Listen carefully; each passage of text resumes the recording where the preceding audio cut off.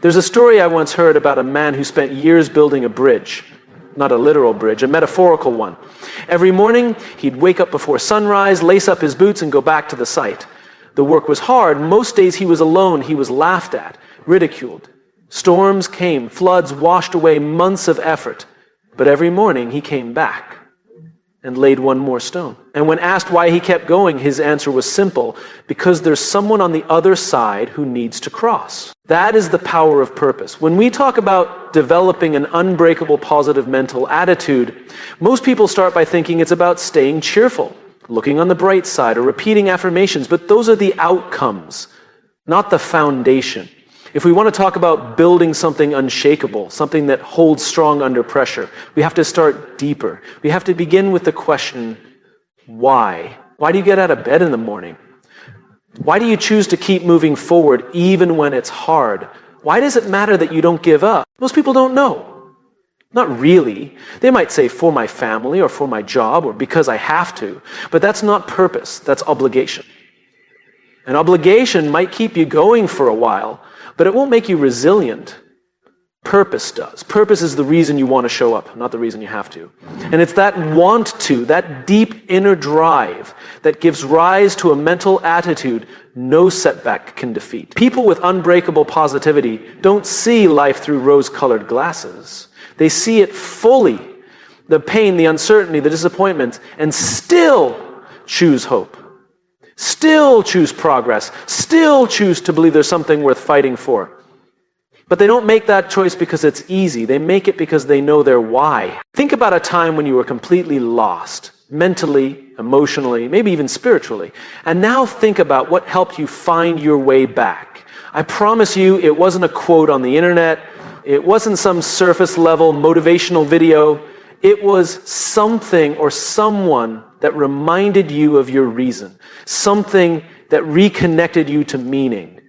That's the core of positive attitude, meaning. We confuse positive thinking with denial, but positivity isn't denying reality, it's choosing how to respond to it. And our ability to choose to respond, not react, comes from a sense of direction.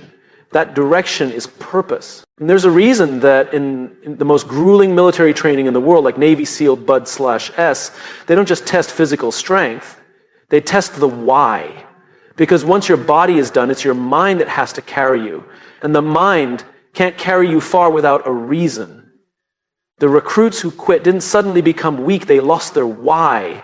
The ones who stay, who push past what looks humanly possible, they've anchored their pain to purpose. A purpose-driven mind reframes struggle. When we know why we're doing something, discomfort becomes part of the process, not a sign to stop.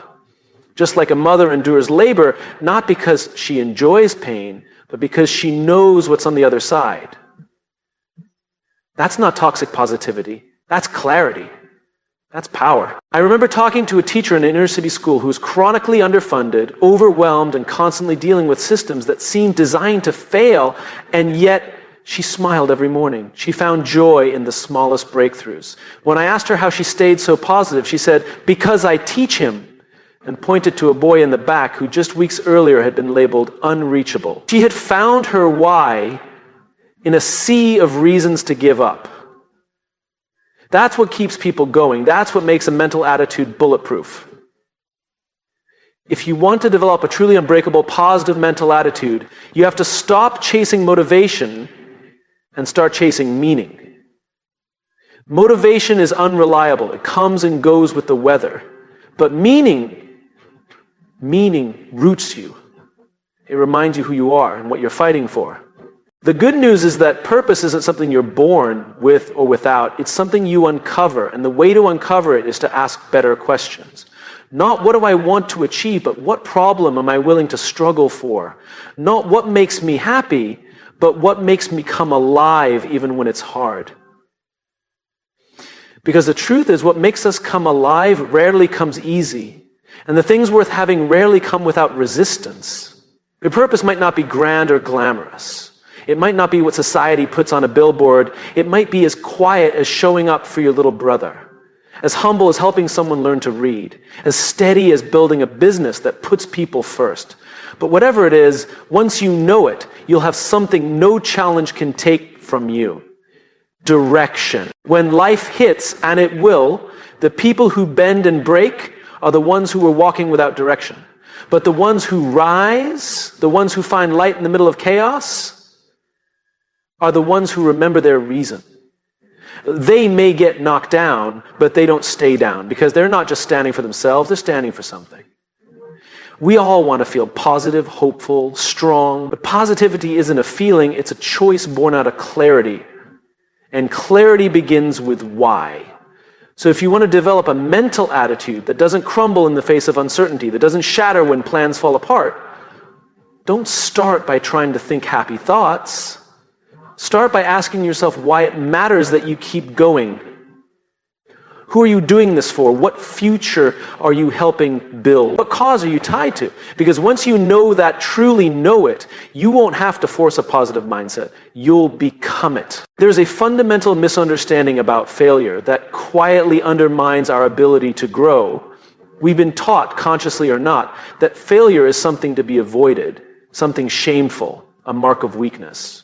But what if that's the wrong lens entirely? What if failure isn't the opposite of success, but the raw material it's made from? I met an entrepreneur once who had started 4 companies and watched 3 of them collapse. One failed in its first year. The second crumbled due to a flawed partnership. The third made it to market only to be outpaced by a faster, leaner competitor.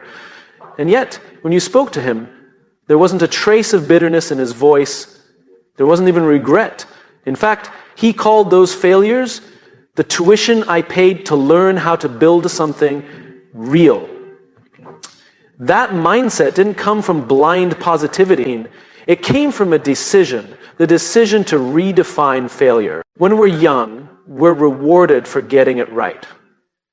The gold star, the A+, the praise.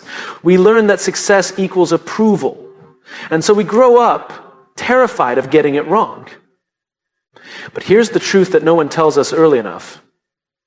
If you're doing anything meaningful, anything worth your energy, your heart, your life, you will fail along the way. It's not a flaw in the journey, it is the journey. The people we admire most didn't get there by avoiding mistakes. They got there by refusing to be defined by them. Look at anyone who's done something impactful. A leader, an artist, a builder, a parent. And beneath their story is a pattern of falling down and getting back up. Over and over again. And here's the powerful distinction. They didn't see those moments as defeat. They saw them as instruction. Failure is not the end, it's feedback. And when you treat it as feedback, you begin to extract lessons that make you stronger. That's how a positive mental attitude becomes unbreakable. Not because you never fall, but because falling teaches you how to rise smarter, more aware, more focused. Resilience isn't stubbornness, it's adaptation. I remember sitting across from a young woman who'd just been let go from her dream job. She was devastated. She'd built her entire identity around that title, that paycheck, that office, and in a moment it was gone. I asked her one question: what did this teach you about yourself that you didn't know before? She paused, thought, and then said that I confused being valuable with being validated, and now I get to rewrite that. That's the beginning of transformation. That's what happens when we stop running from failure and start listening to it. We are forged in adversity. It's uncomfortable, it's messy, and sometimes it's humiliating. But growth doesn't happen on the mountaintop, it happens in the valley. When you're not sure if you can take another step, but you do anyway, that's where the shift happens. And that shift is what makes a positive mindset real, not shallow optimism, but a grounded belief that even this can shape me into something better. When adversity hits, most people ask, why is this happening to me? But the stronger question is, what is it trying to teach me? Because when we reframe failure from punishment to process, we change our relationship with it entirely. It becomes a partner, not a threat. The irony is that the more we avoid failure, the more fragile we become. Like muscles that never experience resistance, we weaken. But when we embrace challenge, not recklessly but intentionally, we build strength, mental strength, emotional durability. And those qualities are the foundation of true positivity, not the kind that pretends everything's fine, but the kind that says, this hurts, and I'm still going. Think about the people you trust most, the ones you go to when things fall apart. They're not the ones who've never failed. They're the ones who've been through hell and came back wiser, calmer, more compassionate. Why? Because adversity has a way of sanding down ego and sharpening perspective. It makes you more human, and being deeply human is where real strength lives. In one of the worst years of my life, when everything I had built professionally fell apart, I remember waking up with this crushing sense of failure. Not just that I had failed, but that I was a failure. That's a dangerous conflation, and one we all fall into. We begin to confuse the event with our identity, but they're not the same. Failing doesn't mean you are a failure. It means you're learning something that couldn't be learned any other way. And when I finally stopped running from that truth, when I faced the rubble of my own decisions, I discovered something unexpected. A new clarity, a new humility, and strangely, a new strength. Not the loud kind, the quiet kind. The kind that says, I've been knocked down before, and I know how to get back up. That's the beginning of an unshakable mindset. Not being untouched by pain, but becoming intimate with it and not letting it define you. When you understand that failure is not your enemy, but your instructor, you gain freedom. You start to experiment again, take risks again, dream again. Because failure no longer holds the power to destroy you. That entrepreneur I mentioned earlier, the one who lost 3 companies, he went on to build his 4th into a mission-driven business that now impacts millions of people. And when I asked him what made the difference, he said, the first 3 taught me what not to do. But more importantly, they taught me who I needed to become. That's it. That's the shift. Every stumble holds a mirror. It shows you where your blind spots are, where your insecurities lie, but it also shows you what you're made of. And the more times you walk through failure and come out standing, the more you realize you can face anything. That's the forge. That's where character is built, where optimism becomes grounded, where your positive mindset stops being conditional and becomes part of who you are. So if you want to build an unbreakable positive attitude, don't avoid failure, invite it. Learn from it, grow through it, let it break what needs to be broken, your ego, your assumptions, your illusions, and let it refine what needs to remain. Your courage, your integrity, your why. Because in the end, failure isn't something to fear, it's something to thank. There's a moment in everyone's life where they think they're the problem. They're trying their best. They're staying disciplined. They're saying the right things, doing the work, reading the books, and still they're stuck, frustrated, worn down in the edge of burnout. And in that silence, a dangerous idea creeps in. Maybe I'm just not good enough. But most of the time, it's not them. It's the room they're standing in. It's the people around them. It's the conversations they're absorbing without realizing it. The truth we don't hear often enough is this: your environment is either reinforcing your strength or eroding it. Your mindset is not just an internal project. It is built, challenged, and shaped by who you surround yourself with. If you want to build a positive mental attitude that holds up under pressure, you have to be radically intentional about your inner circle. There was a young man I mentored years ago, brilliant, talented, creative. He had a fire in him, that hunger to do something meaningful. But every time we met, he looked more exhausted. I'd ask him how his week had been, and he'd sigh. Not because of the work, but because of the people around him. Friends who mocked his ambition. Colleagues who tore others down just to feel powerful. A family that encouraged safety over passion. And one day I asked him a simple question. How do you expect to stay lit if everyone around you is pouring water on your fire? That was the moment he realized something profound. Positivity is not sustainable in isolation. It needs reinforcement. And so does resilience. We talk so much about self-discipline, grit, mental toughness, and yes, those matter. But even the most self-driven person eventually breaks down if they're constantly surrounded by negativity, not because they're weak, but because no one is immune to the weight of toxic influence over time. That's how strong minds erode, not in one blow, but in daily exposure to voices that plant doubt, mock growth, and drain energy. There's a powerful study where researchers observed how the behavior of a single negative person in a group could bring down the performance of an entire team, not because that person was louder or smarter, but because negativity spreads faster than hope. It's contagious, but so is strength, so is encouragement, so is belief, and that's the invitation. Build a circle that reflects who you want to become, not who you're afraid to leave behind. People often think loyalty means staying in every relationship you started with, but real loyalty is to your growth, to your values, to your purpose. The truth is, not everyone can go with you. And that's hard, especially when it's people you've known for years. But if someone is constantly undermining your progress, with sarcasm, with doubt, with silence when you need support, you have to ask yourself, is this connection helping me become more of who I am or less? You don't need 100 people in your corner. You need a few real ones.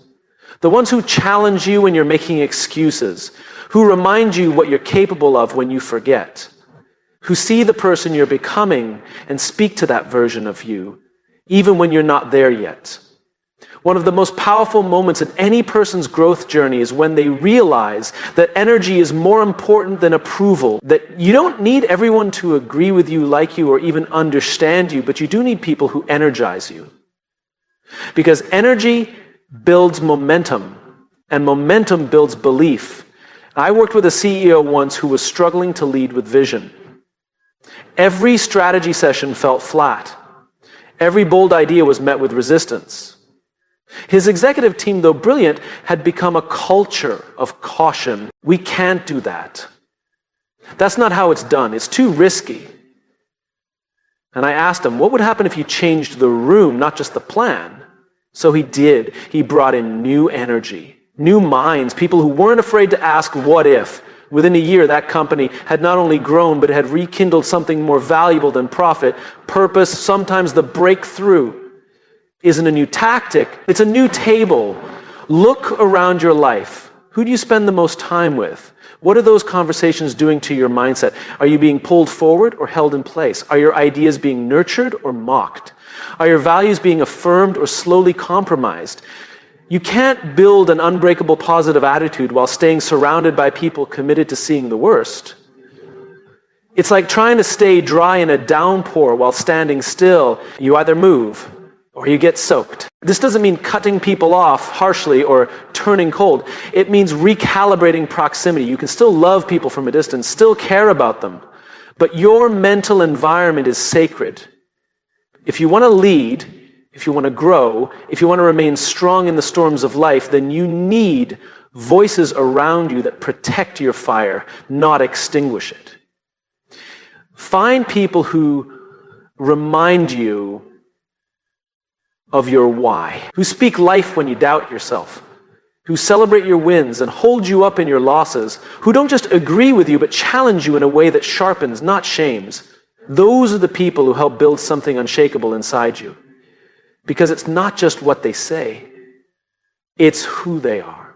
Their presence reminds you of who you are. We become like the people we spend the most time with, not immediately, but inevitably. That's not a cliche, that's neuroscience. Mirror neurons, emotional resonance, culture. And if that's true, then the single greatest investment you can make in your mindset isn't just what you read or what you say to yourself, it's who you allow into your daily orbit. You want to develop a mental attitude that doesn't bend under pressure. Build it on purpose. Reinforce it with people, because a strong mind in a toxic space will always lose to time. But a mind that is surrounded, supported, and seen, that's the kind of strength that lasts. There's a voice that speaks to each of us every single day. It starts the moment we wake up. Sometimes it whispers, other times it shouts, but it's always there in the background of our thoughts, shaping how we see the world and how we see ourselves. That voice is the story we tell ourselves. And here's the truth most people miss. Your attitude doesn't begin with your circumstances. It begins with your story. Most people believe their mindset is a reaction to the world around them. That if life is good, they'll feel strong. If things go wrong, they'll feel weak. But that's not how it works. Our thoughts, our focus, our outlook, all of it starts with the meaning we assign to what's happening. Two people can go through the exact same situation and walk out of it with completely different mindsets. Why? Because they told themselves two different stories. I remember sitting down with a leader who had just experienced a massive professional setback. A product launch had failed, a partnership dissolved, the company's stock took a hit. Everyone was expecting him to spiral. But he was calm, clear, focused. I asked him, how are you not shaken by all this? He smiled and said, because I'm not telling myself this means I'm doomed. I'm telling myself it means something's breaking, so something better can be built. He wasn't in denial. He wasn't ignoring the facts. He had simply chosen the lens through which he viewed the facts. And that choice changed everything. Because when you control the narrative, you reclaim the power to respond instead of react. We've all experienced moments when life catches us off guard. A relationship ends, a door closes, a plan fails, and immediately the voice starts, I'm not enough, I always mess up, this is just like before. These stories aren't always logical, but they're deeply emotional. And if we're not careful, we start to live as if they're true. But they're not, they're just stories. And stories can be rewritten. One of the most dangerous things we do is confuse our thoughts with the truth. Just because you think something doesn't make it real. Just because you feel hopeless doesn't mean you are. Just because a voice says you're stuck doesn't mean there isn't a path forward. The power lies in stepping back, pausing long enough to ask, is this story helping me or harming me? I met a young woman once who had been through an incredibly difficult chapter in her life. She had lost her job, her home, and was struggling with anxiety. Every morning, she'd wake up and tell herself, I'm failing. That was her inner monologue, over and over again. Until one day, she asked herself, what else could this mean? And she realized, maybe this wasn't failure. Maybe it was a transition. Maybe this was the uncomfortable middle between what had ended and what hadn't yet begun. That small shift didn't change her situation overnight, but it changed her. And eventually, she rebuilt, not just her life, but her sense of self. The stories we tell ourselves shape the limits we place on ourselves. If you believe you're powerless, you won't act. If you believe you're not worthy, you won't try. If you believe the future holds nothing for you, you'll stop walking toward it. But here's the beautiful part.